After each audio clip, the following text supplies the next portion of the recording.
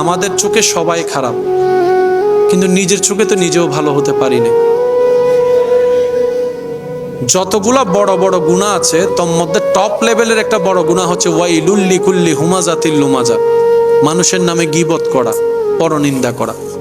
আমার হুজুর আলোচনার শেষের দিকে একটা বিষয় এনেছেন, যেটা আমি হুজুরের সাথে সম্পৃক্ত করে আবার রিপ্লে করার, আবার পুনরায় বলার চেষ্টা করছি। কেউ যদি কাউকে অন্যায়ভাবে মিথ্যা কোনো অপবাদ দেয়,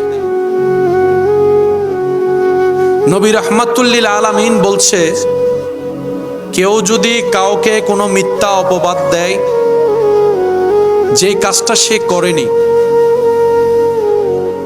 যে অপবাদ দিবে সে মরণের আগ পর্যন্ত ওই অপবাদের কাজ নিজে না করা পর্যন্ত সে মরবে না। কত বড় মারাত্মক কথা, একটু চিন্তা করে দেখেন।